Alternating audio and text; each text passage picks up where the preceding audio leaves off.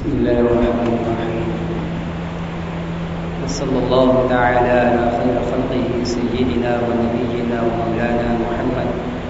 وعلى آله وأصحابه وبارك وسلم تسليما كثيرا. عن أبي واقد الليثي رضي الله عنه أن رسول الله صلى الله عليه وسلم لما خرج إلى غزوة حنين مر بشجرة للمشركين كانوا يعلقون عليها أسلحتهم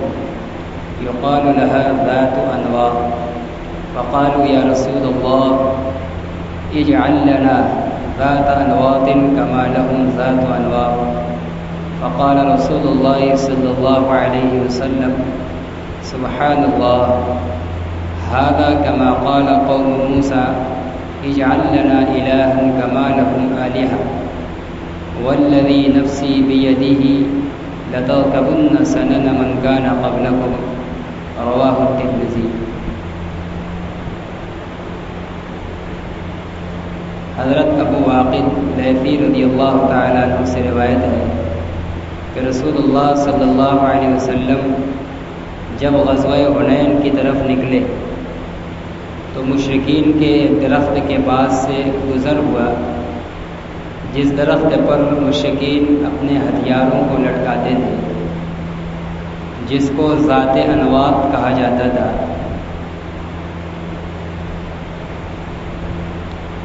سن 8 ہجری میں فتح مکہ کے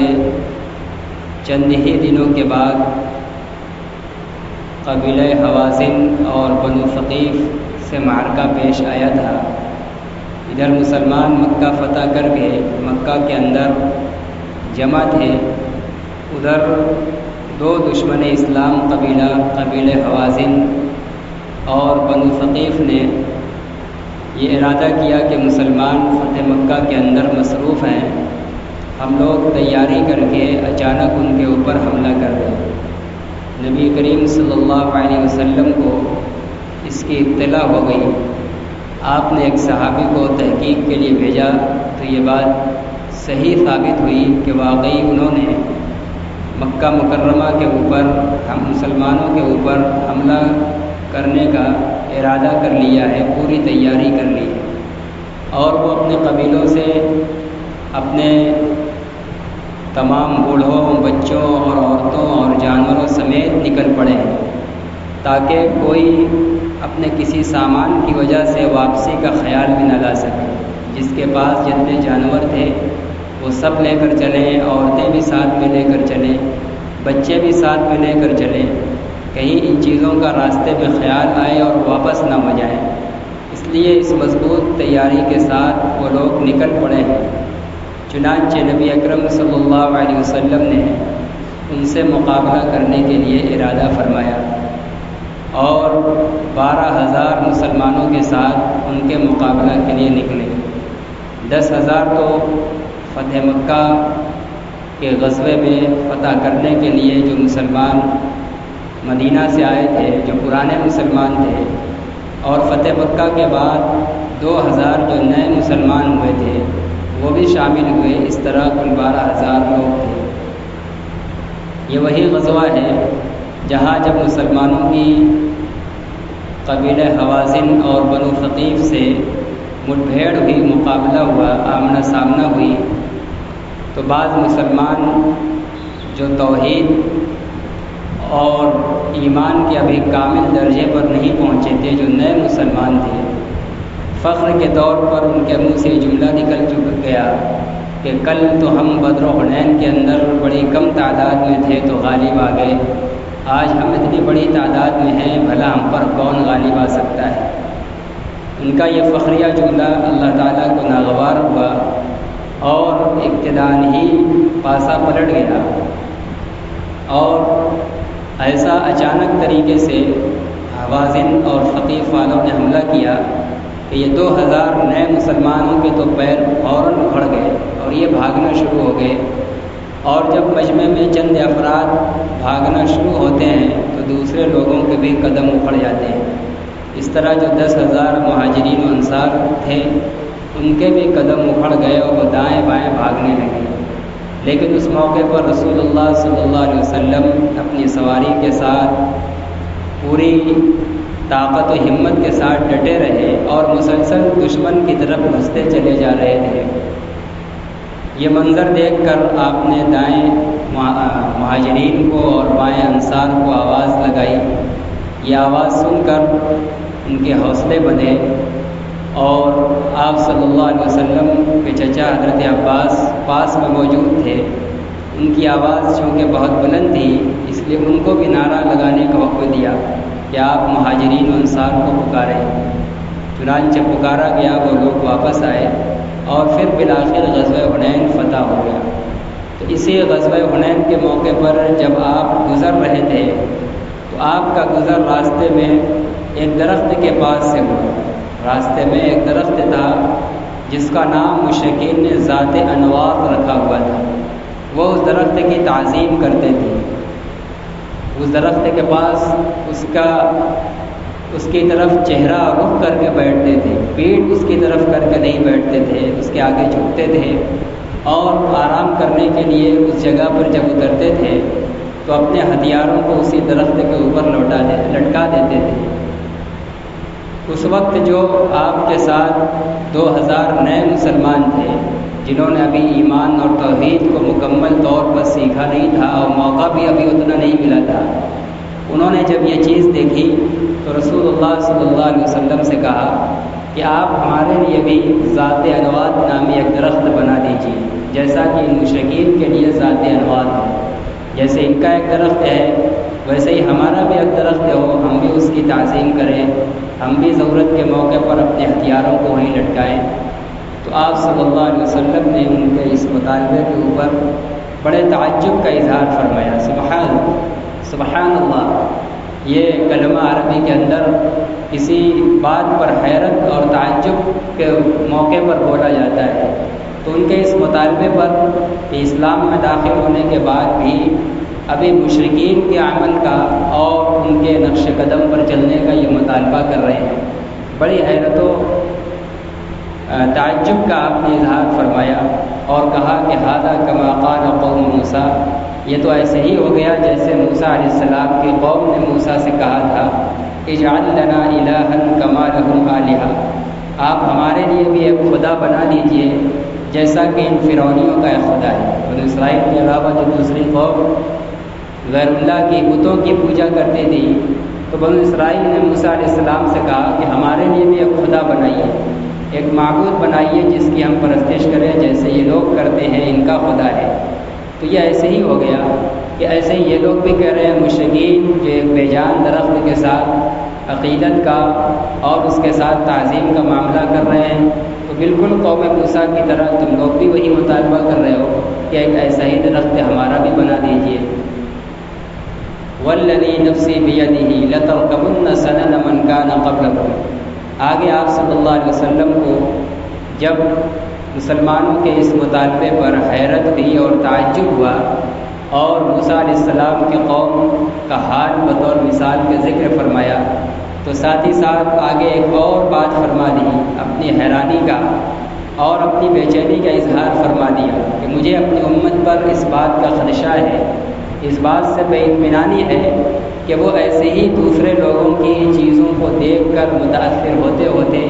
کہیں انہی کے نقش قدم پر نہ چل پڑے۔ والذی نفسی بیدہ، قسم ہے اس ذات کی جس کے قبضے قدرت میں میری جان ہے، ضرور بے ضرور تم لوگ اپنے سے پہلے لوگوں کی روش پر چلو گے۔ پہلے جو یہود و نصارہ تھے ان کا جو انجام ہوا، جو انہوں نے گمراہی اور غلط راہ اختیار کیا، مجھے اندیشہ ہے اور اس بات سے بے اطمینانی ہے کہ تم بھی ایسا ہی کرو گے۔ چنانچہ نبی کریم صلی اللہ علیہ وسلم کا یہ اندیشہ اور آپ کی اپنی امت کے بارے میں یہ بے اطمینانی جو ایک پیشین گوئی کے طور پر آپ نے بیان فرمائی تھی، بالکل صحیح ثابت ہوئی اور ایک طویل زمانے سے مسلمان اسلام کے تمام طور و طریقے کو مکمل اپنانے کے بجائے اپنی زندگی کے بہت سے موڑ پر اب یہود و نصارہ جو مغضوب علیہم تھے، جن پر اللہ کا غضب ہوا ہے اور جن کو قرآن نے گمراہ قرار دیا ہے، ایسے مغضوب علیہم اور گمراہوں کی روش کو ہم لوگ اپنی زندگی میں موقع بموقع بلا تکلف اپنائے جا رہے ہیں۔ تو نبی کریم صلی اللہ علیہ وسلم کو اس بات کا خدشہ تھا، اور مسلمانوں کی بڑی تعداد اپنے سے پہلے لوگ یہود و نصارہ اور مشرکین اور مجوسیین کے نقش قدم پر چل پڑی۔ آج ہمارے اندر بہت سا طور و طریقہ عبادات و معاملات اور تمام شعبہ زندگی کے اندر کہیں یہودیوں کا طریقہ ہے، کہیں نصرانیوں کا طریقہ ہے، کہیں مجوسیوں کا طریقہ ہے۔ الغرض زندگی کا ہمارا نمونہ اور رول ماڈل ہی اس وقت خدا کے دشمن اور دوسری قوموں کے روش اور خدا کے غضب بھڑکی ہوئی اور گمراہ لوگوں کے طور طریقے کو اپنانے کا اور ایجاد نقل کرنے کا ہمارا مزاج بن چکا ہے۔ سر کے بال سے لے کر پیر کے ناخن تک تمام اعضاء کی وضع اور قطع، اسی طرح لباس، پوشاک اور رہن سہن، اٹھنا بیٹھنا، تقریبات، عبادات، تجارات، ہر جگہ ہم کامل و مکمل نبی اکرم صلی اللہ علیہ وسلم کے طریقوں کو اپنانے کے بجائے آپ کے خطرے کے مطابق کہیں نہ کہیں ہم دوسری قوموں کے نقش قدم پر چل پڑے ہیں۔ اور آپ صلی اللہ علیہ وسلم نے یہ اعلان فرما دیا ہے، من تشبہ بقوم فہو منہم، جو کسی قوم کی مشابہت اور نقالی اختیار کرے گا، اللہ تعالیٰ کا یہاں اس کا شمار، اس کا حشر انہی لوگوں کے ساتھ ہوگا۔ اب یہ ہمارے ذمہ ہے فیصلہ کرنا کہ ہم میدان محشر میں اپنا حشر و نشر، حساب و کتاب اللہ کے نبی صلی اللہ علیہ وسلم اور ان کے نام لیواؤں کے ساتھ چاہتے ہیں، یا خدا کے دشمن یہودیوں، نصرانیوں اور مجوسیوں کے ساتھ چاہتے ہیں، جس کے ساتھ اپنا حشر اور ٹھکانہ چاہتے ہیں۔ اس دنیا کے اندر انہی کے نقش قدم اور انہی کے طور طریقوں کو اپنانا لازم و ضروری ہوگا۔ باب الملاحم۔ عن ابی ہریرہ رضی اللہ عنہ ان رسول اللہ صلی اللہ علیہ وسلم قال لا تقوم الساعة حتى تقتتل فئتان عظيمتان تكون بينهما مقتلة عظيمة دعواهما واحدة وحتى يبعث دجالون كذابون قريب من 30 كلهم يزعم أنه رسول الله وحتى يقبض العلم ويكثر الزلازل ويتقارب الزمان ويظهر الفتن ويكثر الهرج وهو القتل وحتى يكثر فيكم المال فيفيض حتى يهم رب المال من يقبل صدقته وحتى يعرضه فيقول الذي يعرضه عليه لا أرب لي به وحتى يتطاول الناس في البنيان وحتى يمر الرجل بقبر الرجل فيقول يا ليتني مكانا وحتى تطلع الشمس من مغربها فإذا طلعت ورآها الناس آمنوا أجمعون فذلك حين لا ينفع نفسا إيمانها لم تكن آمنت من قبل أو كسبت في إيمانها خيرا ولتقومن الساعة وقد نشر الرجلان ثوبهما بينهما فلا يتبعانه ولا يطويانه ولتقومن الساعة وقد انصرف الرجل بلبن لقحته فلا يدعبه ولتقومن الساعة وهو يليد حوضه فلا يسقي فيه ولتقومن الساعة وقد رفع أكلته إلى فيه فلا يطعمها متفق عليه۔ باب الملاحم۔ اس باب کے اندر اللہ کے نبی صلی اللہ علیہ وسلم کی ان احادیث کا تذکرہ ہے جس میں آپ صلی اللہ علیہ وسلم نے اپنے بعد اس امت میں پیش آنے والی بڑی بڑی جنگوں، لڑائیوں اور قتال کی پیشین گوئی بیان فرمائی ہے۔ ملاحم یا ملحمۃ کی جمع ہے، اور عربی زبان کے اندر ملاحم کہتے ہیں جنگ و جدال کی جگہ۔ یہ لحم سے بنا ہوا ہے، لحم کے معنی گوشت، یعنی لڑائی کی جگہوں پر لوگ اتنی تیزی کے ساتھ ٹوٹے پڑیں گے کہ گویا کہ آپس میں ایک دوسرے کے گوشت بالکل چپکے ہوئے ہیں، ایک دوسرے سے ضم ہیں، ملے جا رہے ہیں، گھسے جا رہے ہیں۔ اتنی تیزی کے ساتھ اس امت کے اندر اخیر زمانوں میں چھوٹی بڑی لڑائیوں کا ظہور ہوگا۔ حضرت ابو ہریرہ رضی اللہ تعالیٰ عنہ سے روایت ہے کہ رسول اللہ صلی اللہ علیہ وسلم نے فرمایا لا تقوم الساعة حتى تقتتل فئتان عظیمتان، قیامت قائم نہیں ہوگی جب تک کہ دو بڑی جماعتیں آپس میں قتال نہ کریں، لڑائی نہ کریں۔ تکون بینہما مغفرۃ عظیمۃ، ان دونوں بڑی جماعتوں کے بیچ ایک بڑی جنگ ہوتی۔ دعواہما واحدۃ، ان کا دعویٰ ایک ہوگا، دونوں کا دعویٰ ایک ہی ہوگا اور دونوں مسلمان ہونے کے دعوے دار ہوں گے۔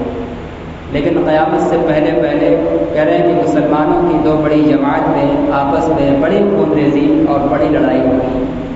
اور یہ وہ لڑائی ہے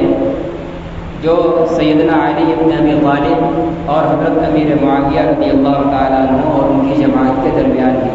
یہ آپ صلی اللہ علیہ وسلم کی پیشین گوئی کے مطابق اس کا ظہور ہوا ہے۔ دونوں کی طرف مسلمانوں کی بڑی تعداد تھی، اتنی بڑی تعداد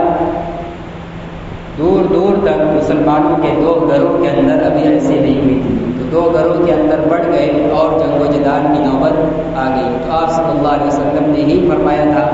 کہ قیامت سے پہلے ایسا ہوگا، اور ان دونوں کا دعویٰ بھی یہ ہوگا، یعنی دونوں اسلام کے دعوے دار ہوں گے، دونوں مدعی اسلام ہوں گے۔ چنانچہ وہ دونوں صحابی اور ان کے ساتھ وابستہ لوگ، پوری جماعت، سب کے سب مسلمان ہیں۔ چنانچہ ایک موقع پر حضرت معاویہ رضی اللہ تعالیٰ عنہ کی طرف کا ایک آدمی حضرت علی رضی اللہ عنہ کے ساتھی کے ہاتھوں جب قتل ہوا تو اس کے ساتھی نے کچھ نازیبہ جملہ کہا کہ یہ مقابلے میں آ گیا امیر المومنین کے اور یہ مسلمان ہونے کا دعویٰ کرتا رہا۔ اس طرح سے طنز کیا کہ گویا اس کو اس کے مسلمان ہونے پر شبہ تھا۔ حضرت علی رضی اللہ تعالیٰ عنہ نے فوراً نقیہ فرمائی، کہا اس کے مسلمان ہونے میں کوئی شبہ نہیں، بلا شبہ اہل سنت والجماعت کا یہی نظریہ ہے کہ دونوں طرف صحابہ کی جو جماعتیں تھیں، جو مسلمان تھے، وہ سب کے سب مسلمان تھے اور دونوں ایک دوسرے کی قدر کرنے والے بھی تھے۔ لیکن بہرحال بعض لوگوں کی نفاق بھری پالیسیوں سے یہ جنگ وجود میں آ گئی اور بہت سا جانی نقصان بھی ہوا، لیکن بہرحال اس کے باوجود دونوں مسلمان تھے۔ یہ حدیث ان لوگوں کی تردید ہے، روافض اور شیعہ کی، جو حضرت علی رضی اللہ عنہ کی محبت کے غلو میں حضرت معاویہ ان کے ساتھیوں کی تکفیر کرتے ہیں، ان کو کافر قرار دیتے ہیں۔ یہاں یہ کہا جا رہا ہے کہ دونوں کا نشان اور دونوں کا دعویٰ ایک ہوگا، اسلام، دونوں مسلمان ہوں گے۔ اور اسی طرح ایک جماعت تھی اس زمانے کے اندر خوارج کی، جو علی اور معاویہ دونوں کو ان کے ساتھیوں سمیت کافر کہتے تھے۔ یہ حدیث ان لوگوں کے خلاف بھی تردید ہے کہ وہ دونوں آپسی جنگ کے باوجود بھی اسلام سے خارج نہیں ہوئے تھے۔ تو بہرحال قیامت کے قائم ہونے سے پہلے دو بڑی جماعت کے درمیان ایک بڑی جنگ کی آپ نے پیشین گوئی بیان فرمائی تھی۔ وہ حضرت علی حضرت معاویہ رضی اللہ تعالیٰ عنہ کے مابین اس کا ظہور ہو چکا ہے۔ وَحَتَّى يُبْعَثَ دَجَّالُونَ كَذَّابُونَ قَرِيبٌ مِّن ثَلَاثٍ، اور قیامت قائم نہیں ہوگی اس وقت تک جب تک کہ 30 بڑے مکار اور جھوٹے ظاہر نہ ہو جائیں۔ 30 کے قریب جھوٹے دجال اور کذاب، فریب اور فراڈی کا ظہور ہوگا قیامت سے پہلے، جو بڑے بڑے دعوے کریں گے، اور ان کا سب سے بڑا دعویٰ یہ ہوگا کلہم یزعم انہ رسول اللہ، وہ سب کے سب یہ دعویٰ کریں گے کہ وہ اللہ کے رسول ہیں۔ 30 جھوٹے کذاب ظاہر ہوں گے، یہ پہلے بھی آ چکا ہے، وہاں یہ کہا گیا تھا کہ 30، اسی طرح بعض روایات کے اندر 70 کا بھی تذکرہ ہے۔ تو مطلب یہ ہے کہ کوئی خاص تعداد مراد نہیں ہے، یعنی کم سے کم 30 اور زیادہ سے زیادہ 70 کے قریب ایسے افراد ہو سکتے ہیں جن میں سے ہر ایک تقریباً نبوت کا دعویٰ کرے گا، جھوٹا مدعی نبوت پیدا ہوگا، یعنی قیامت سے پہلے جھوٹے نبوت کے دعوے دار پیدا ہوں گے۔ جب تک یہ جھوٹے اور فراڈ ظاہر نہ ہو جائیں گے تب تک قیامت کا قائم ہونا مشکل ہے، ممکن نہیں ہے۔ وَحَتَّى يُقْبَضَ الْعِلْمُ، اور قیامت قائم نہیں ہوگی یہاں تک کہ علم اٹھا لیا جائے، جو صحیح علم ہے قرآن و حدیث کا علم، دنیا کا علوم و فنون نہیں، قرآن و حدیث کا علم جب تک اٹھا نہیں لیا جائے گا تب تک قیامت قائم نہیں ہوگی، یعنی قیامت کے قائم ہونے سے پہلے دنیا سے قرآن و حدیث کا علم اٹھا لیا جائے گا۔ اس لیے جب تک باقی ہے اور اس کے وسائل و اسباب موجود ہیں تب تک ہم اس کی قدر کر لیں، جتنا زیادہ ہو سکے اس کو حاصل کر لیں، اپنے دل و دماغ کے اندر اس کو پختہ اور پیوست کر لیں، ورنہ قیامت سے پہلے یہ علم اٹھا لیا جائے گا اور پھر کسی کو قرآن و حدیث کی رہنمائی میسر نہیں ہو پائے گی۔ اور یہ علم کیسے اٹھایا جائے گا؟ جو حقیقی علم کے اپنے اندر رکھنے والے لوگ ہیں، جو علماء کرام ہیں، علماء ربانیین اور پختہ عالم لوگ ہیں، رفتہ رفتہ تیزی سے ان کو موت آئے گی، اور جس عالم کے ساتھ جتنا علم ہوگا اس کی موت سے اتنا اٹھتا چلا جائے گا۔ اس طرح ایک وقت آئے گا کہ دنیا میں کوئی بھی پختہ عالم باقی نہیں رہے گا۔ فضلاء اور بظاہر مدارس سے فارغ ہونے والوں کی تعداد بکثرت ہوگی، یعنی عالم کا لیول اور سند رکھنے والے لوگ ہوں گے، ایسا نہیں کہ وہ ختم ہو جائیں گے، لیکن پختہ کار ہوں جو قرآن حدیث اور امت کی رہنمائی کے لیے ضروری اصول حضور پر بھرپور اور پختہ نگاہ اور گرفت رکھتے ہو، ایسا عالم میسر نہیں ہوگا۔ قیامت سے پہلے یہ صورتحال پیش آئے گی کہ علوم کو اٹھا لیا جائے گا۔ وَيَكْثُرَ الزَّلَازِلُ، اور زلزلوں کا کثرت سے ظہور ہوگا۔ زلزلہ جو زمین جھجوڑ دی جاتی ہے، ہلا دی جاتی ہے، یہ بھی مطلب ہے کہ زمین کا جھجوڑنا، ہلا دیا جانا، جس کو ہم زلزلہ کہتے ہیں، یہ بکثرت ہوگا۔ اور دوسرا اس کا مطلب یہ ہے کہ مسائل اور مشکلات دنیا کے اوپر بہت زیادہ آئیں گے قیامت کے قائم ہونے سے پہلے۔ وَيَتَقَارَبُ الزَّمَانُ، اور وقت قریب ہو جائے گا، یعنی وقت ایسا آئے گا کہ امام مہدی کا ظہور ہو جائے گا، اور امام مہدی کا جب ظہور ہو جائے گا تو 100% امن و امان اور سکون اور خالص دین و سنت کی زندگی ہو جائے گی، اور دین و سنت اور اچھے ماحول کے اوقات بڑی تیزی کے ساتھ گزر جاتے ہیں، پتہ بھی نہیں چلتا، اور مصیبت کے اوقات بھاری گزرتے ہیں۔ تو قریب زمانہ ہو جائے گا، یہ امام مہدی کے آنے کی طرف اشارہ ہے۔ ان کے آنے کے بعد جب 100% اسلام کا غلبہ ہوگا اور 100% صالح اور مومن ایمان والے ہو جائیں گے، تو اس وقت ان کو محسوس ہوگا کہ وقت بہت مختصر ہو گیا ہے، تیزی کے ساتھ گزر رہا ہے۔ وَيَظْهَرَ الْفِتَنُ، اور فتنے اور آزمائشوں کے حالات کا بہت ظہور ہوگا۔ وَيَكْثُرُ الْحَرْجُ، اور حرج بکثرت ہوگا۔ حرج کیا ہے؟ راوی فرماتے ہیں وَهُوَ الْقَتْلُ، آپس میں قتل و غارت گری یہ بہت زیادہ ہوگا۔ یہ ہم دیکھ رہے ہیں کہ یہ چیزیں دن بدن بڑھتی چلی جا رہی ہیں۔ تو آپ صلی اللہ علیہ وسلم نے فرمایا کہ قیامت کے قائم ہونے سے پہلے یہ چیزیں ہوں گی۔ وَحَتَّى يَكْثُرَ فِيكُمُ الْمَالُ، اور قیامت اس وقت تک قائم نہیں ہوگی جب تک کہ تمہارے بیچ مال بہت نہ ہو جائے، بہت زیادہ مال ہو جائے گا، فیوفیز، اور بہت عام ہو جائے گا۔ حتیٰ یہم رب المال من یقبل صدقتہ، یہاں تک کہ غم اور بے چینی میں ڈالے گی مال والے کو، بے چینی میں ڈالے گا وہ شخص جو اس کے صدقہ کو قبول کر لے۔ مال اتنا زیادہ ہوگا کہ پھر ہر شخص کے پاس ہوگا۔ اب ایک مال والا اپنے زکوٰۃ و صدقات کو نکال کر کے الگ رکھے گا، اور وہ انتظار میں ہوگا کہ کوئی آئے اور اس کا صدقہ اور زکوٰۃ کا مال قبول کر لے، اور وہ کسی کو مستحق سمجھ کر پیش کرے گا تو وہ انکار کر دے گا کہ ہمارے پاس بہت ہے، تمہارے زکوٰۃ اور صدقہ کی ضرورت نہیں ہے۔ تو اس سے اس کو رنج اور غم بڑھے گا کہ آخر ہم اس کو کہاں کھپائیں۔ تو اتنا زیادہ قیامت کے قائم ہونے سے پہلے اس انسانیت کے اندر مال کی بہتات اور کثرت ہوگی، اتنا زیادہ عام ہوگا کہ مال والا بے چین ہوگا، اس کو الجھن ہوگی، غم ہوگا کہ کون ملے جو اس کے صدقے کا مال قبول کر لے تاکہ ہم اپنے پاس سے اس کو ہٹائیں۔ حتیٰ یعرضہ، یہاں تک کہ جب وہ صدقہ قبول کرنے والا جس کو سمجھے گا اس کو مال پیش کرے گا کہ یہ ہمارا مال لے لو، تو وہ شخص جس کو مال وہ پیش کر رہا ہے ضرورت مند سمجھ کر وہ کہے گا لا ارب لی بھی، مجھے تمہارے مال کی کوئی حاجت نہیں ہے۔ تو قیامت کے قائم ہونے سے پہلے انسانوں پر مال کی بہتات اور کثرت کا یہ حال ہوگا کہ لوگ ڈھونڈ رہے ہوں گے زکوٰۃ و صدقات قبول کرنے والوں کو، لیکن ایک بندہ بھی نہیں ملے گا جو کسی کی زکوٰۃ و صدقات کو قبول کر سکے۔ ہر آدمی مال میں اتنا زیادہ آگے بڑھ چکا ہوگا۔ وحتى يتطاول الناس في البنيان، اور قیامت اس وقت تک قائم نہیں ہو سکتی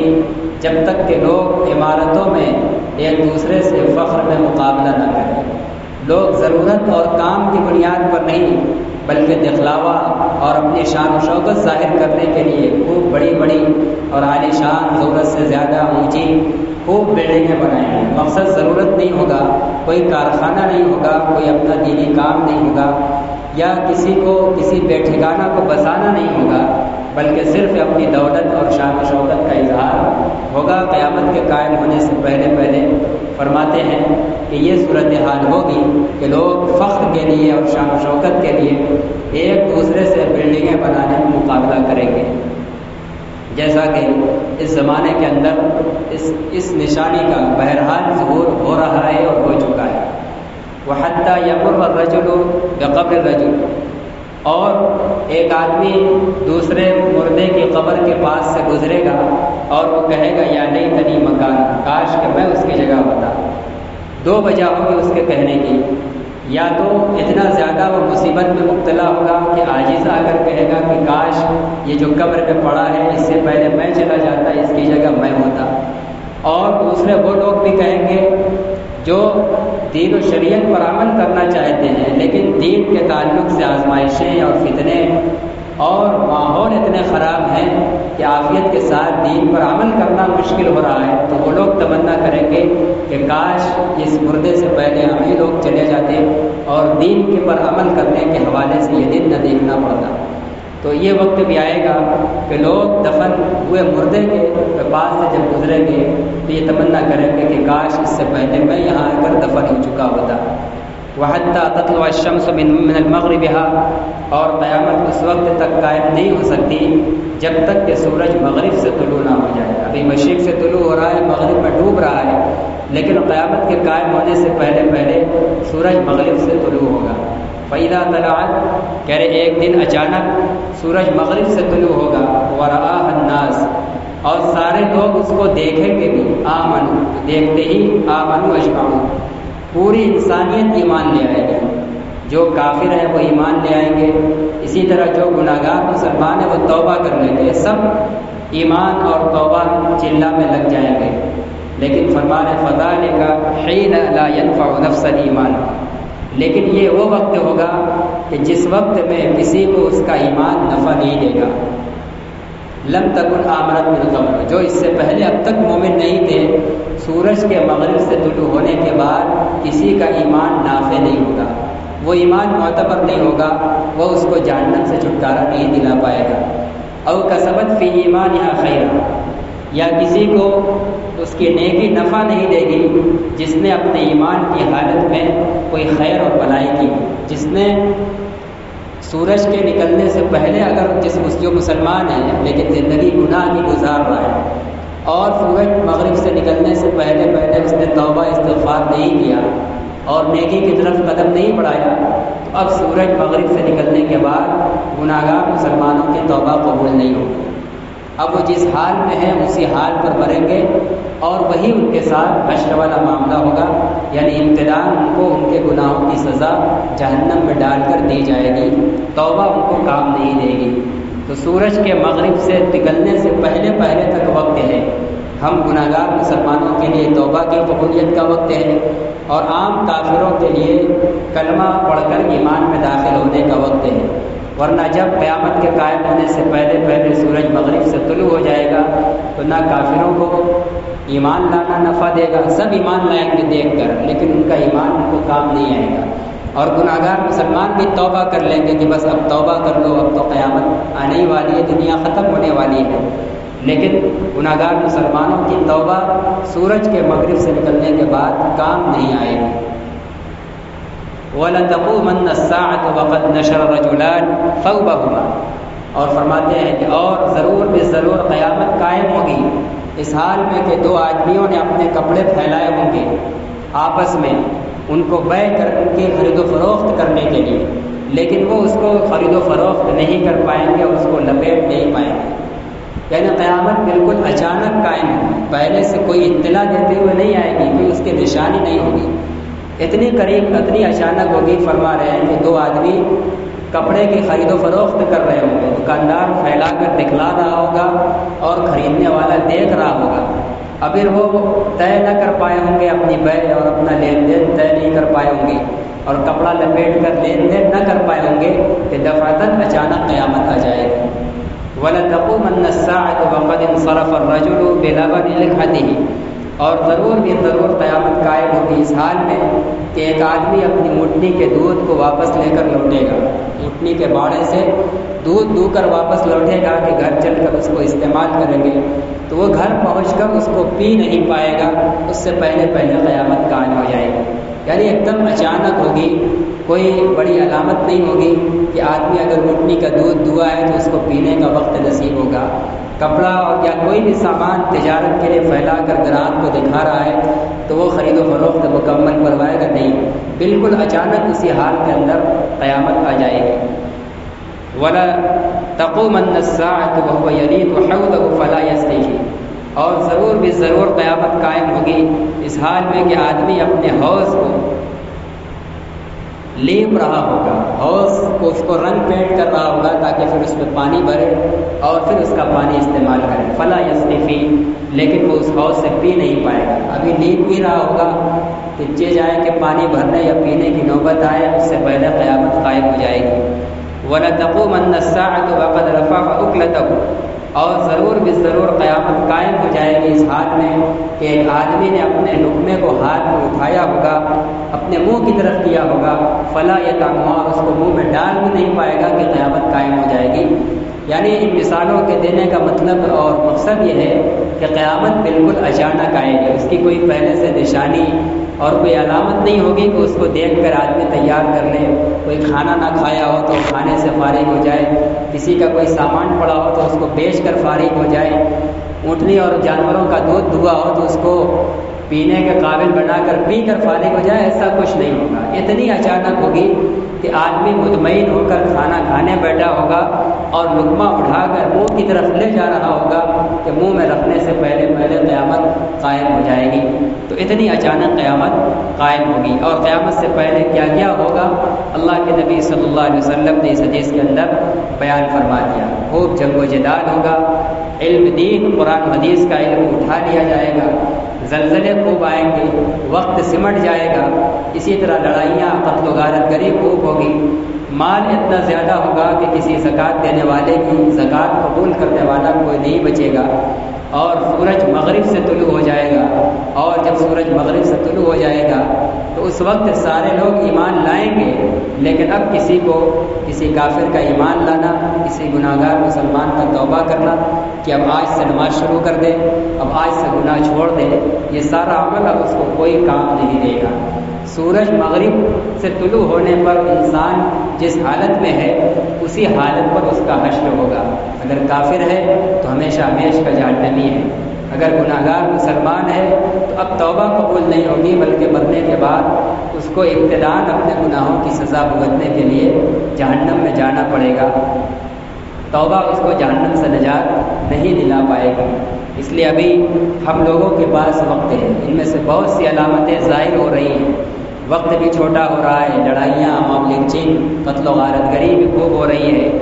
اسی طرح مال بھی دن بدن مال میں بھی اضافہ ہوتا چلا جا رہا ہے، اور بلڈنگوں میں، عمارتوں میں شان و شوکت اور دکھلاوے کے لیے خوب بڑھ چڑھ کر ایک دوسرے سے فخر اور شان و شوکت کے اظہار کے لیے عمارتیں بنائی جا رہی ہیں۔ بس بڑی سب سے آخری نشانی ہے فیصلہ کن سورج کے مغرب سے طلوع ہونے کی، ابھی وہ نہیں ہوا ہے، لہذا اس کا صاف مطلب یہ ہے کہ ساری نشانیوں کے ظہور کے بعد ابھی بھی ہم لوگوں کے پاس توبہ کا وقت بچا ہوا ہے۔ اللہ تعالیٰ تمام لوگوں کو رمضان کے ان مبارک ایام کے اندر اپنی زندگی کو بدل دینے کی اور سچی اور پکی توبہ کر کے اور ایک صالح اور مصلح ایمان والے کی طرح زندگی گزارنے کی توفیق عطا فرمائے۔ وآخر دعوانا الحمد للہ رب العالمین۔